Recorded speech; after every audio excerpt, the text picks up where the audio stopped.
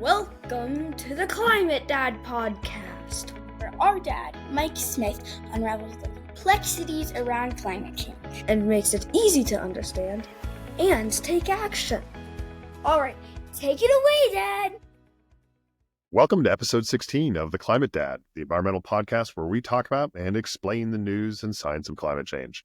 I'm your host, Mike Smith, a father of two great kids and the founder of Acclimate, a climate solution where we help businesses without sustainability teams to measure, reduce, report, and offset their footprint, all without having to become a climate expert and with our expert guidance and net zero software. Today, we're going to be talking with Corey Clark about surprising sustainability details in conferences and her leadership within the B Corp community. Did you know that carpet color can prevent tons of waste? Fun little factoids there. But first, let's start with your Climate Minute.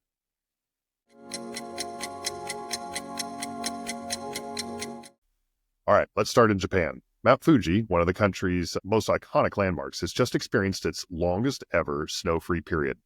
Scientists point to rising global temperatures as a key factor, raising concerns about the ripple effects on Japan's ecosystem and its water resources. On a more hopeful note, progress is happening in green technology and policy.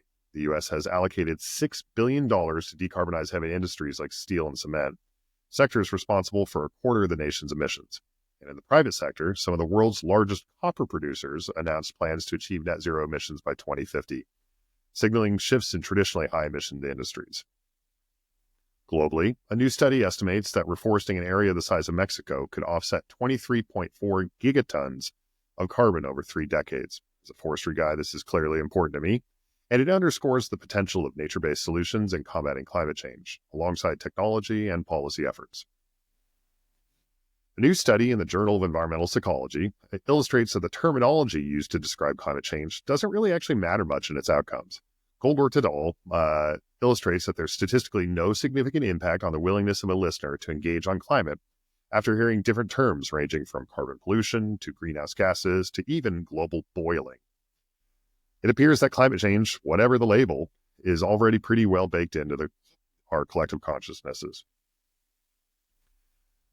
Separately, communications between scientists and policymakers seems to be pretty terrible. According to a recently published survey in Nature of science policy experts, 80% of policymakers don't understand science, and 7 in 10 said that governments are routinely not using science advice. That isn't particularly surprising for anyone that follows government, but perhaps a little more surprisingly, the survey also said that 73% of researchers don't understand policy. We clearly need to do a better job at bridging that divide. While emissions from many major industrialized countries are decreasing, according to research from Climate Action Tracker, the emissions associated with fossil fuels being exported from many of these countries are significantly increasing. In the period from 2010 to 2022, for example, Australia saw its exported emissions increase by 40%, Canada by 52%, and the U.S. by a whopping, eye-popping 216%. For example, were these emissions to be included on the U.S. emissions balance sheet, it would more than negate the emissions reductions that have occurred during the same period and is approximately equivalent to the emissions reductions associated with the landmark 2022 climate bill called the IRA. Not good. Finally, a small but true factoid. If you were to take all of the waste associated with solar panels needed to achieve our net zero goals through now and into the future, it would be the equivalent mass of just 1 month's worth of coal ash being produced globally. Coal ash is toxic and a major pollutant, and solar panels, they're mostly recyclable. So worth keeping that into context as people talk about policy and the costs of renewable energy. And with that, that was your Climate Minute.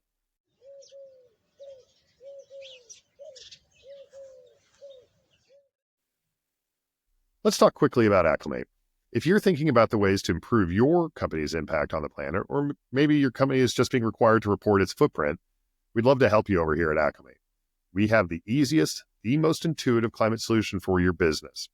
We'll get you a baseline environmental assessment, show you ways to reduce your carbon footprint, and we're going to get you on the path to net zero. It will help your environmental branding, it'll win you new customers and keep your most valuable ones, and it'll attract and retain the talent you need from the climate generation. Our Green Business Certification Program is going to help you complete sustainability audits. Maybe you're just looking to improve those EcoVadis scores or to win other certifications like CDP, B Corp, or the Green Business Benchmark. Or maybe you're just looking to purchase carbon offsets, but really just need a reliable carbon broker. Come talk to us at Acclimate. We've got you covered with both a friendly climate accounting solution and also the best carbon offset programs and a leading selection of sustainable projects. Now, let's get to today's interview. It's fast-paced, so listen up, because it has a ton of interesting facts that you wouldn't guess. Make sure to listen here as Corey Clark teaches us all about the hidden ways events could be more sustainable. All right, I'm happy to be joined today on the Climate Dad by my friend Corey Clark. She and I have been working together on quite a few projects, and I'm really happy to have her in my corner here at Acclimate. Corey's the Director of Events and Experiences for Honeycomb Strategies. You can go see the work that they do at hcsustainability.com. Again, that's hcsustainability.com. But in broad context, Honeycomb Strategies helps events and event places become far more efficient when it comes to their sustainability goals. I've learned a lot from Corey. I think you will too. Corey, thanks for joining us today on the Climate Dad. Yeah, thanks for your time. Yeah, so tell us about yourself, Corey. Told you the title, but tell the listeners what it is that you actually do on a day-to-day basis. So Honeycomb Strategies has two parts. I run the events and trade shows and conferences. The other half of Honeycomb Strategies does sustainability strategies for sports teams and venues. Within the event space, we've all been to conferences. We've all been to trade shows. We've seen trash bins and recycling bins that when you look inside, they look very similar. You don't know which one's trash, which one's recycling. We've walked on the carpets that's used for 4 days before being thrown away or, recycled. So what we do is go in and work with these conferences and trade shows and help them build a comprehensive sustainability strategy from the beginning. What materials and substrates are they using? How are they interacting with vendors and suppliers to make sure they're making impactful decisions?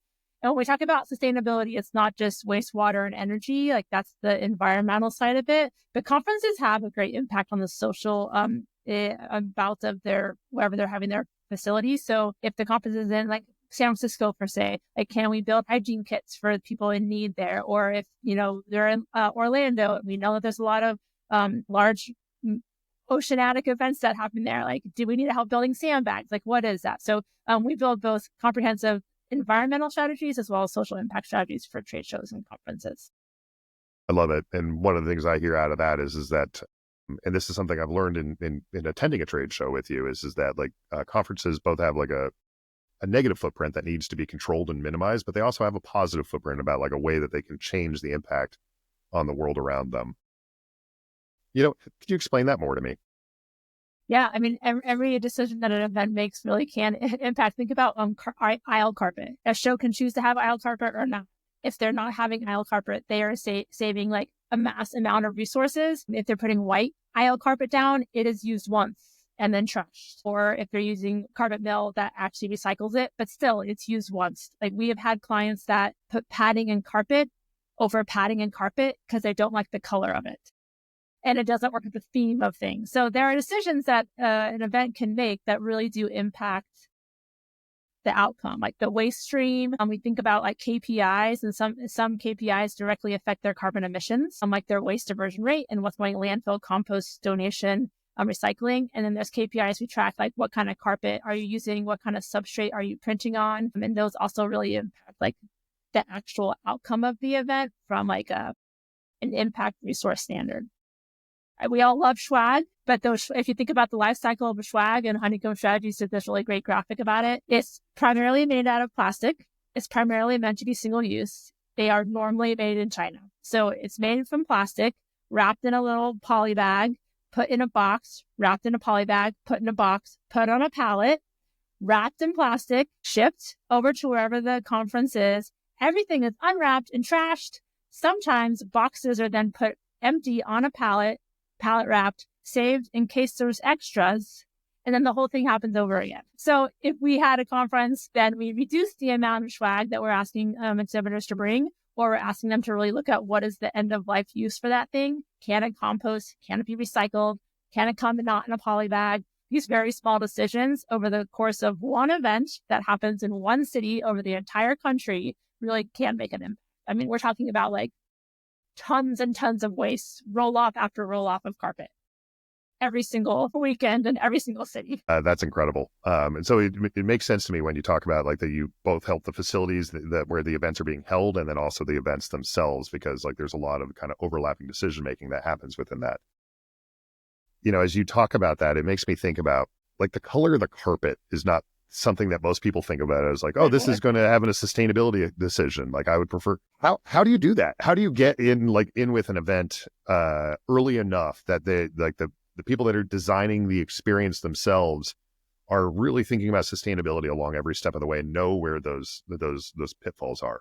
It's easier to educate the clients first because they make the direct impact, like they're making the choices. And the way we normally do it is if you ever see the carpet that has the little black specks in it, or the little gray specks in it, that's recycled carpet for the most part. So if we can get the trade show at the conference to trade out all their carpet to that recycled carpet, that's step one. And we try to get on webinars with the other exhibitors and the general services contractors, so GSCs and EACs. Those are the people who really build the booths, and their marketing managers, and tell them, like, we work with a lot of medical associations, and that's a very stark, white, clean look. So when we either try to get in front of them at a webinar and educate them, and a lot of times they don't know. I mean, once they find out, like if I have a custom cut carpet, so think about like you walk into a booth and it's white, but where you're supposed to walk is a swoosh of red.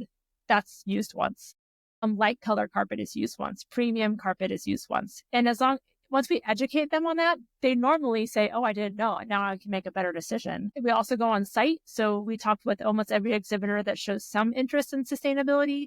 We do a lot of surveys with exhibitors, and we chat with them of like, did you bring single-use plastic water bottles? What made you make that decision? Like, what about getting a bubbler and getting your team reusable vessels? Or you chose white carpet. Did you know that this is going to be used once? And it's just education. And once they understand that, we've had them come back and say, I made a better carpeting decision, or we're about to remake our booth, and now I know to ask our booth builder about reusable materials, or can I use this for my 10 by 10, but also expand this and use it for when we have a larger footprint, so some of the build is used more than once throughout the course of the year? Or can I make more wood choices that are FSC certified and not like virgin wood? Or like, they're really starting to think about how do I do this better, because they also want to tell that story. We have some clients that give, this where your booth is on the show floor is incredibly important. So we have some clients that give like priority points to those booths that do have a sustainability build to them, or they have chosen to not give out swag and they're doing donations instead, or we've seen some kind of action behavioral change within them year over year. They get points for a better placement on the floor. So it is a little bit of an ask as well as reward system.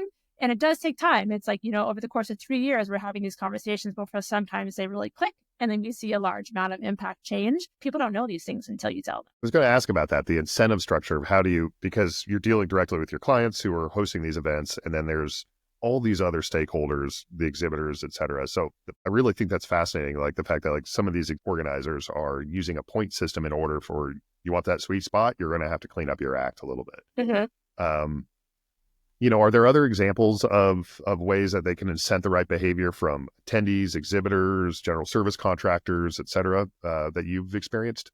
Yep. Some events, if you take public transit and you show your public transit receipt, you're entered into gift cards or like comp entries for the following year, which is really beneficial if it's an expensive registration for the booth badge. On the exhibitor side, if we do a sustainability survey or a sustainability pledge and ask the exhibitors to do XYZ, a lot of times their logo will be on a sliding deck. So keynote speakers and the hold slides where everyone's waiting to file in, those exhibitors have their logo up and like, these are all sustainable exhibitors. And like, we want to thank you for following us on the sustainability journey type of thing. There's like fun ways to also incentivize attendees, surprise and delight. So if you see someone recycling correctly, or if you see someone filling up their water bottle, if you see someone like that has their own silverware at lunch, we do surprise and delights and give them rewards of some sort. Normally, whatever is impactful for the industry, every industry kind of has its own niche and has its own definition of value of things. But we try to surprise and delight attendees as well, just like reward them for what they're doing well. There's some interesting stuff going on there. Okay, so what I hear from that is that you don't really like to do shame. Like, it's not about like showing who's doing poorly. What really, in your experience, works really well is to talk about how somebody's doing well, and to incent a good behavior rather than to punish a bad behavior. Am I correct in hearing that? Oh, yeah. We want sustainability to be fun, not an extra thing you have to check off the list if you're the one in charge of it. Not a negative thing where we don't want an attendee to come and say, oh, I used to get so much cool swag and now I get nothing. We just need to change the type of swag that they're giving, or giving less of it, or find something that's impactful for that attendee and maybe allow them to donate, the $10, the $5 that the exhibitor would have paid for the swag instead. So there are other ways of incentivizing that, not taking away of something, it's just changing something. Yeah, nobody wants to be a nag. And at the end of the day, also, like, you have to work with human nature rather than work against it, So I love that. That's definitely something we do at Acclimate, is just try to just educate people about like what the impacts of some of their decisions are and help to inform them to make better decisions. And we really do try to talk about that with our clients as well, about like, this is not so you go and yell at somebody. This is so you can highlight the person that's doing the right thing. And in our personal experience, we do that here at Acclimate. I've seen my employees just start making different decisions just by being kind of in that culture of sustainability more broadly, without even really saying like, you should consider doing something else. Yeah. You and I talked a lot about travel impact of an event. And you had said to me, talked about the importance of a direct flight, and that most of the emissions for flying comes when an airline is taking off. And so when we go back to and talk to our clients, and if they choose like, a B level venue and that doesn't have a lot of direct flights, I talk with them about the carbon footprint that they're creating because of that. So let's say, they're in New York one year, a lot of direct flights. San Francisco, a lot of direct flights. Indianapolis, maybe not a lot of direct flights. And so I have to let them know, when we look at your carbon footprint year over year, when you're in these smaller cities, still large, but smaller cities that may take 2 flights, your emissions from your travel is going to go up. And these are things that people don't know and they don't necessarily think about. They're thinking about, how much is this going to cost me to put on? Is there like union labor that I'm going to have to deal with? Am I going to be forced to pay XYZ fee? But for a client that's really hyper-focused on their carbon footprint, there are a lot of other things that you need to think about. You and I have also talked about energy. So your energy usage could be the same at one city as it is in the other, but the energy grid of where that venue is very, very different. And that's going to change the carbon footprint for energy use of an event as well. And again, like things that event directors don't necessarily think about, and RFPs and venue decisions are made so many years out. Now they're starting to look at these things for 2032, 2030, like a couple of years out, but now they're educated about, all right, I need to think not just about what is it going to cost me as far as like monetary costs, but what is it going to cost me in my carbon budget? Yep.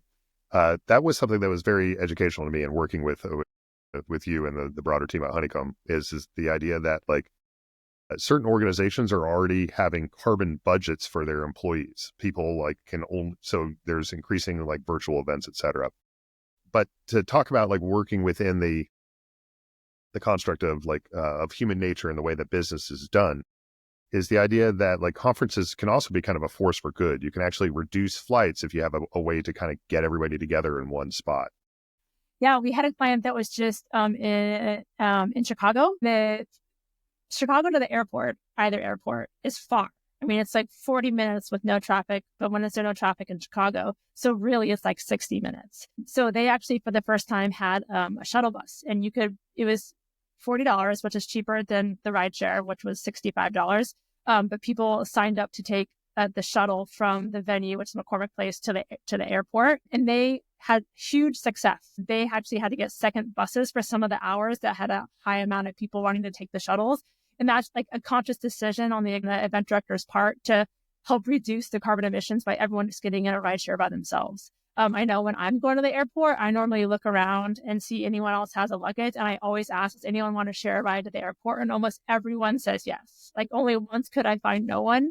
And like, it's a good conversation starter. You're going to meet someone new. You're probably both there for the same conference. And so I've had some interesting conversations, but there are things that an exhibitor or an event director can do to help reduce that travel. We've also had clients that had a bus from the airport And then they just basically drop off at the hotel. So you get your badge. This one was in Ohio. So we got our badges and we got a local beer and a local candy. And then everyone got on the bus and they dropped us off at like the normal ride shuttle. There was like 5 hotels. And so they had dropped off at all 5 hotels rather than everyone taking a ride share by themselves or a taxi by themselves to their hotel. So there's definitely things that an event can do to minimize, also making sure that they are having their venue in a place that has public transportation. I love that. I love it because it's a win-win, right? Which is that the event is helping people to get together rather than having them fly all over the country to meet, onesies, twosies. I love the fact like it's a win for the event too, because they're extending the experience and they're giving a better experience to the event attendees rather than having the hassle of sitting in traffic alone, trying to strike up an awkward conversation with your Uber driver. You're actually talking to the people that you came to talk to, and you're learning, and like the conference experience is there. Cheaper, better, love it all the way around. How long have you been doing this work, Corey? Like you're clearly a font of knowledge here. Every time I talk to you, I learn something new. That doesn't come easy, right?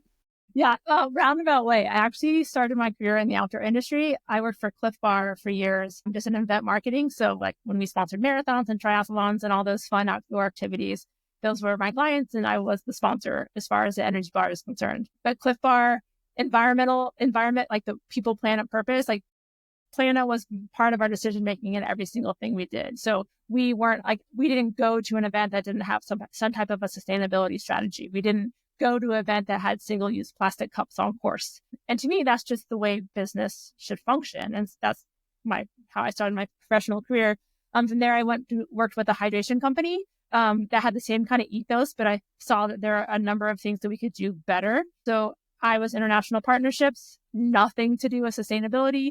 And I started like poking my nose in things that were none of my business. Like, why do we do this operational thing? We could reduce our packaging here. Why aren't we doing X, Y, Z? I saw that this is something we could probably do. And they're like, you know what? We're going to hire a sustainability consultant. Why don't you work with her? And I'm like, yes, that sounds amazing.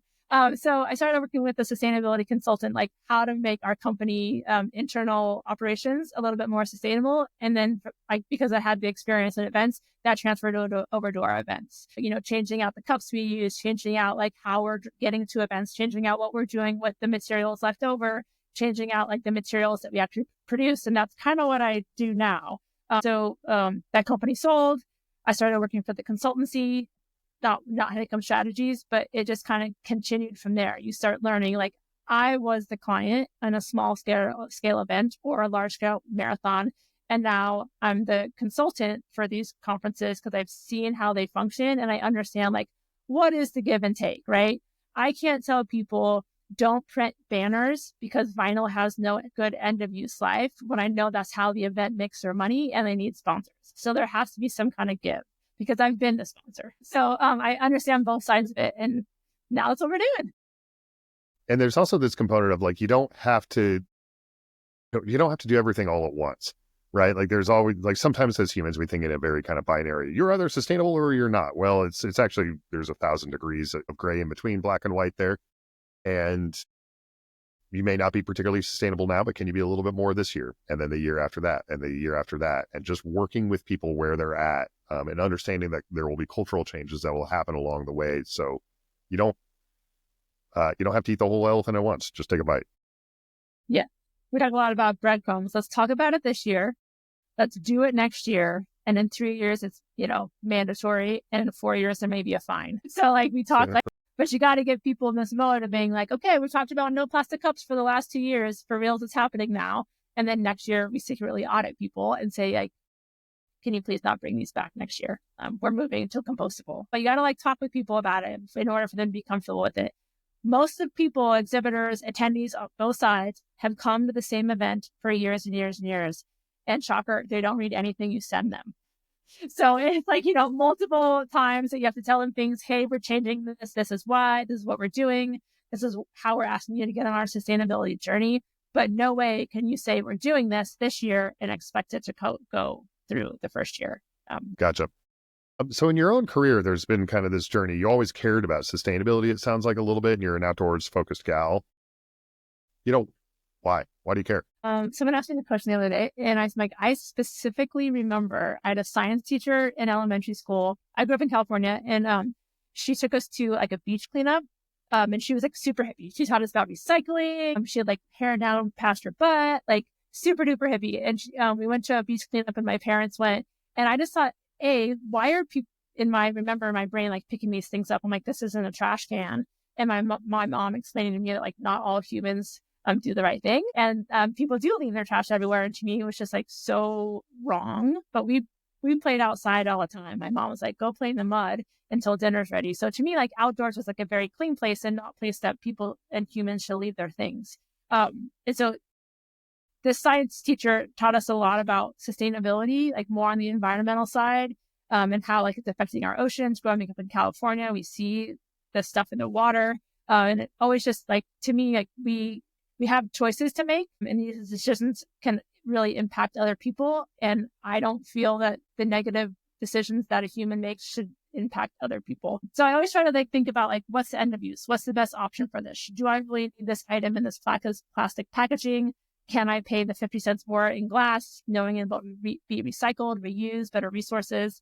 Kind of just how I grew up and the people around me. And there's like, I know you have a big connection to the outdoors as well. And I think when we sit outdoors and realize how pretty it is, and then when we do that most of our lives and see how it's changing, the decisions we make are a little bit more impactful. So the ski company right now is showing a video of like in 50 years from now, like people sitting at a campsite at what was a ski area, like projecting of if we don't stop this, like climate change, we're not going to have a ski area. So looking back at, where was there snow 20 years ago even, and now it's like, remember when that was a ski area? Every decision we make is going to impact us moving forward. Maybe not me, but like your kids, the humans after me. Trying to make the right decisions. Yeah. No, I have a friend, Julie Schneiderman, with EcoSticks, and she talks about like how little waves make big waves. And I really like that as a metaphor here. It's like there are a lot of little decisions that every human makes throughout their life, throughout their day, that can stack up. And some of those decisions can go one way or the other, depending upon, the small decisions that you're making. What's interesting to me as you were talking about that is that you had this formative experience when you were a girl. How old were you when that happened? This is the Climate Dad podcast. So yeah, like elementary school. Yeah. So how old were you? Like fourth grade, fifth grade? I don't know. You're the dad. How old are you in elementary school? Take the grade, add 5 is the short rule of thumb. So fourth grade would be 9 years old. 9. Okay. What's interesting to me is that was a formative experience for me as well. So growing up in Idaho, I had an experience with a wildfire when I was 9. And about like how that actually sent me down a course in my life that ultimately became really focused about the climate. And so I think it's an interesting thing about like how important it is to be sharing these experiences with children, because like ultimately you're seeding for the future generations, not only the experiences they're going to have with the world, but also the people that are going to be leading the future world as well.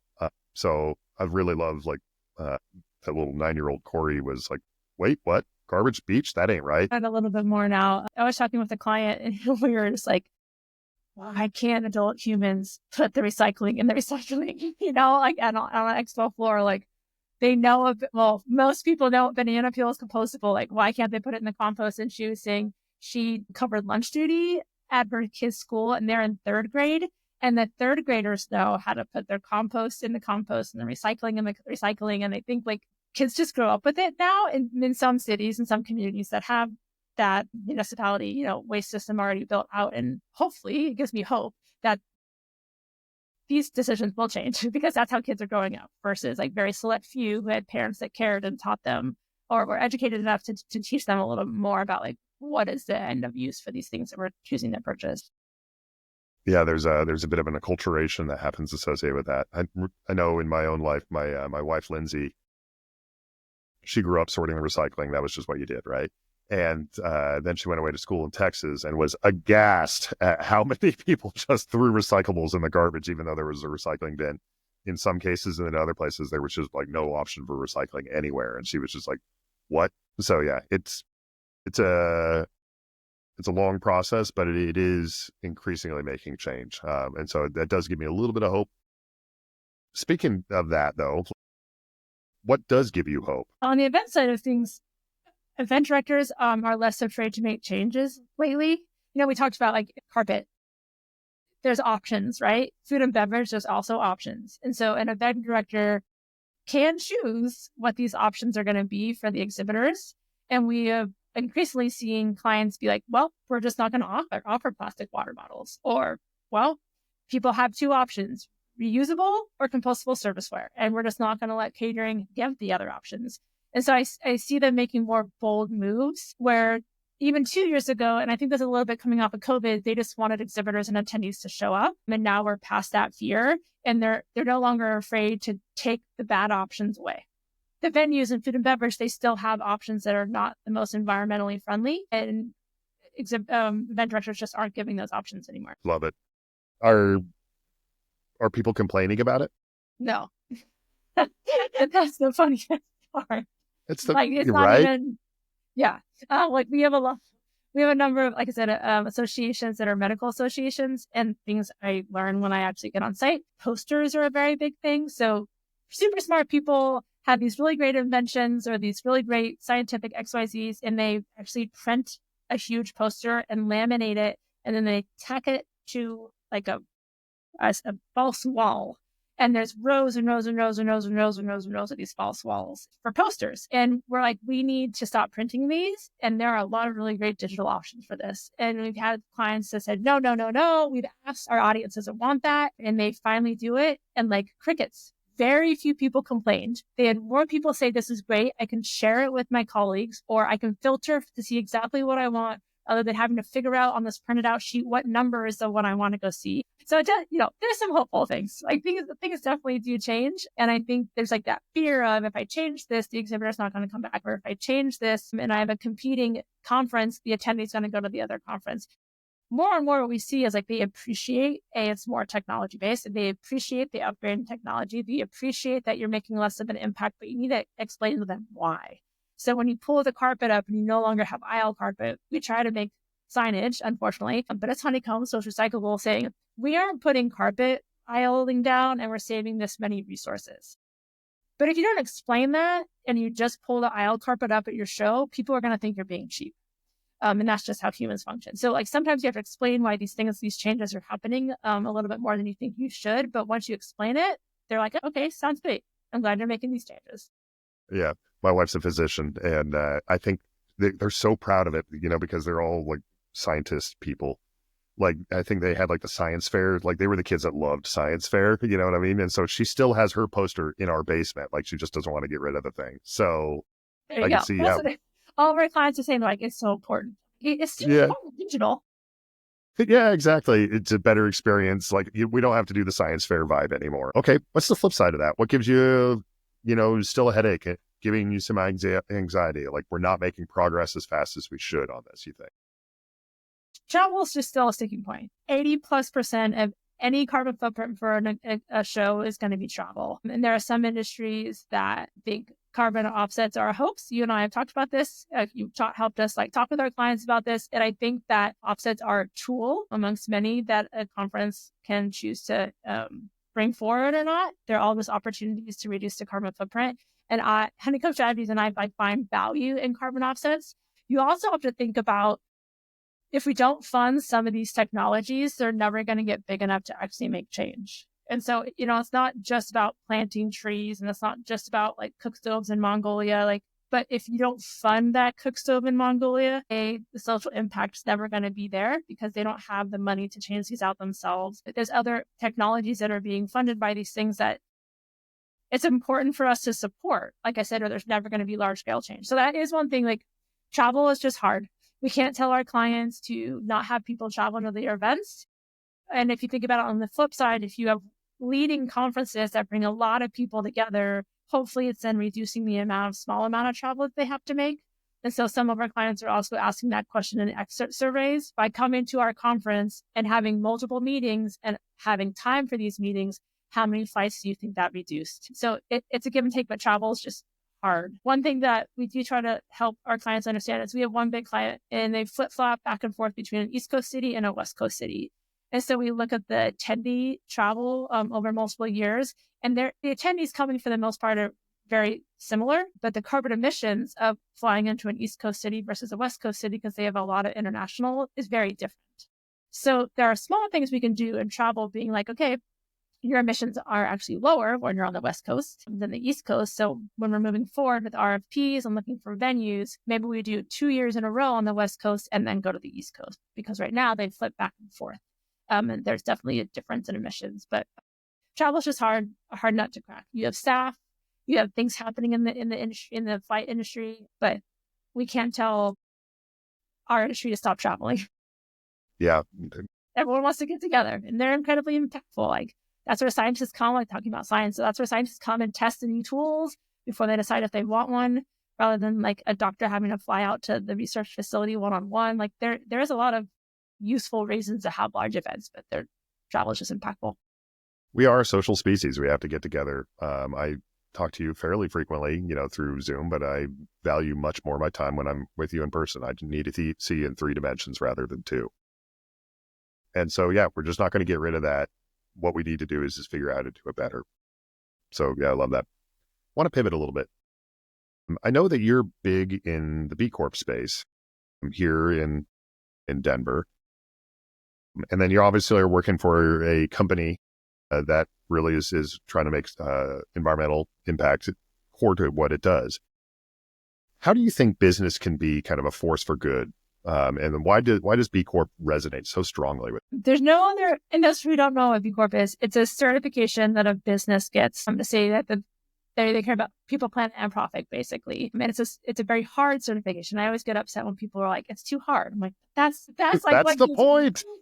Yeah. So it's a certificate, much like you can have certified organic XYZ or non-GMO XYZ. There's nothing else for a company or a business, a certification that quickly tells you like this company cares and actually has practices in place that are impactful in a positive way, both social and environmental. And there's a couple of different pillars that you have to go through for the certification, and you have to dig deep. Like if you don't own your building, it's very difficult. Some of these questions because asked about your wastewater systems and your energy use. And I've worked for 3 B Corps, and one of the companies, he said, "Oh, we have renewable energy," and we got the information from our municipality, and they came back and said, "What hydro plants does your specific hydro plants does your energy come from?" And we had to call the municipality up on the phone and be like, apparently hydro is not good enough answer, like specifically which one. So when I say the certification is difficult, it's difficult for a good reason.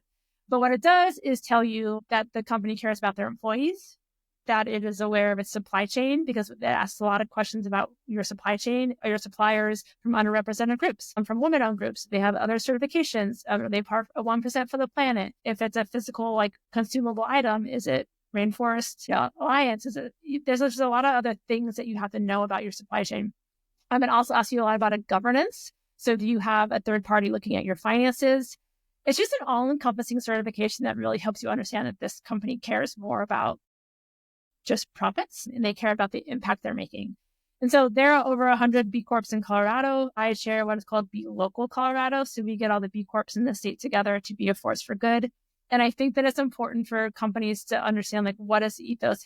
How do we function outside of just making money, looking at our clients and looking at our employees, but also looking at our community? Because as an employer, we are very fortunate. We live in Colorado, which is a great state. But if it becomes a crummy state, our employers aren't going to get people who want to live here and work here. If our state becomes too expensive, they're not going to be able to keep their employees in Denver metro area, in Boulder, where a lot of our companies are based. So when we come together when we talk about B Corps as a force for good, we're coming together to say, we care about our community and we care about the environment because our employees want to stay here. Or if there's a law coming up, we as B Corps agree with this law or don't agree with this law because this is how we function as a business, and these ethos are important to us. People, I always used to think we don't have climate injustice in our state. We do, right outside of Denver. We have this huge Suncor plant. It's poisoning a city very close to Denver. These kids are missing over 100 days of school a year.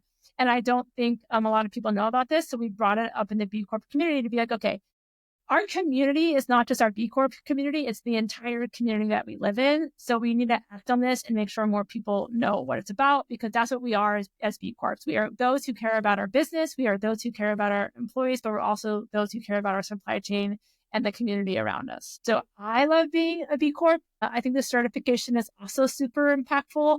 It's a roadmap for good, right? So a lot of companies are like, when I grow up, what do I want to be when I grow up? Like, it's a great roadmap to kind of look at how do you do it well. I've also helped large companies go through the BIA for certification, and it helps them change the way that they're functioning and the operations and even some of the policies they have in place, which will benefit the rest of their stakeholders. Maybe not in the short term, but in the long term.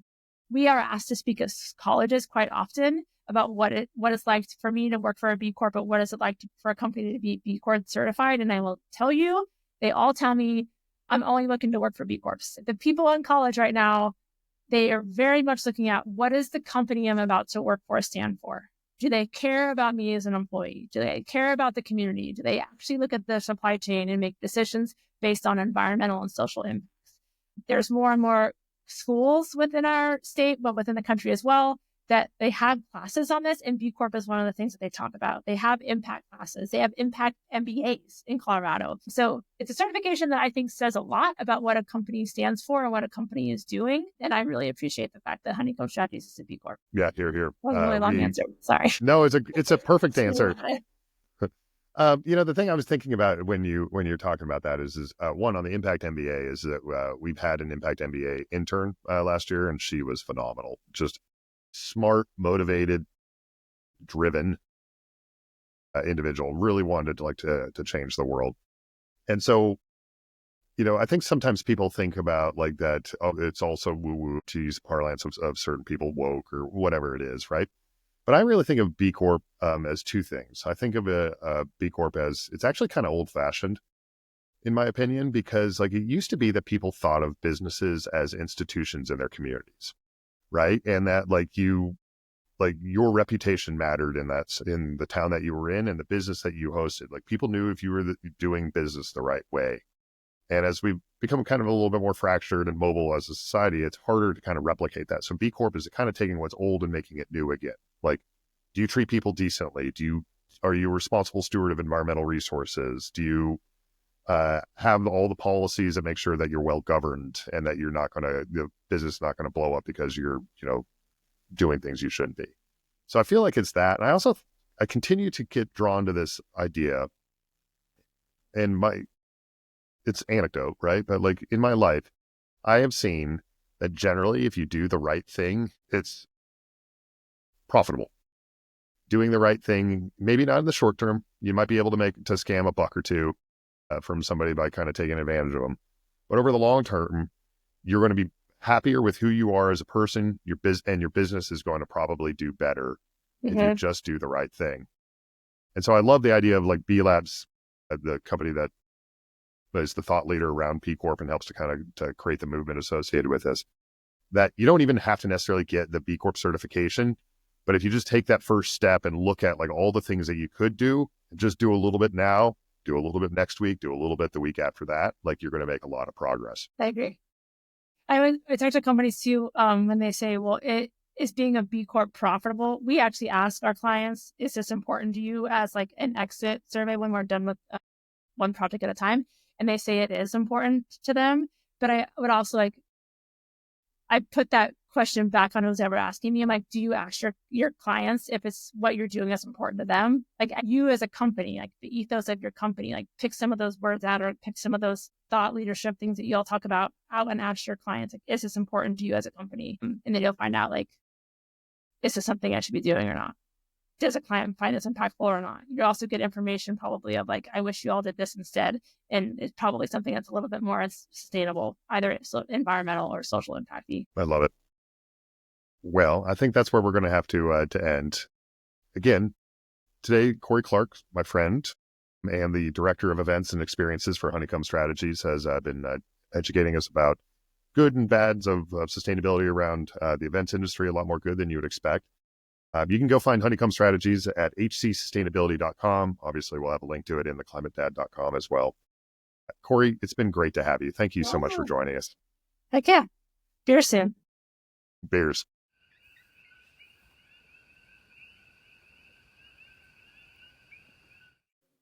Corey is the best. I'm really proud to work with her.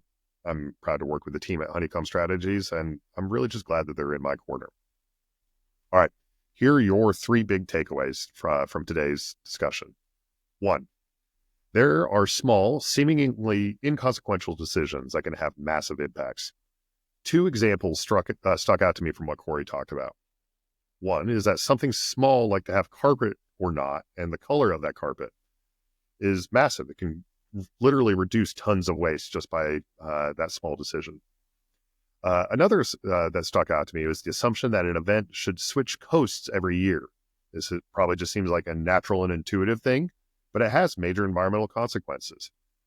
These decisions that might be done quickly can have huge outcomes.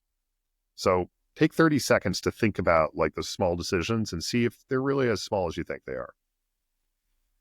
Your second takeaway: communication in everything is key. Don't assume that because you said it once, it'll sink in. Humans just aren't built that way. We all need to participate in both actively putting out the message repeatedly so it has the opportunity to sink in, and to also being active in receiving these messages. Sustainability is important. If it's important to you, it's worth saying more than once. And the third thing: don't assume that the way that things have always been done are the ways that it needs to be done. I really liked how Corey was talking about how event managers just stopped offering non-sustainable choices. Nobody really complained. The world can be better if we decide to make it better, and you can be part of that. And I really think this applies throughout our lives. Now, before we wrap up with your small wave of the week, we want to hear from you here at The Climate Dad. Go to acclimate.com or send an email to theclimatedad@acclimate.com to submit a question for us at the show. Again, Acclimate, as always, is spelled ACLYMATE. If your business needs help measuring, reducing, reporting, or offsetting your company's climate footprint, please reach out to our team here at Acclimate. We're going to get you set up with the best, the most affordable, easiest climate solution out there. We're going to give you some real carbon intelligence. Thank you all for listening. I'll be back next time with a breakdown of all things climate. Make sure to subscribe to The Climate Dad where you get your podcasts. And please, please, please make sure to share, like, and comment on social media. I'm Mike Smith. You've been listening to The Climate Dad. And here she is, Julie Schneiderman of EcoSticks, with your small wave of the week.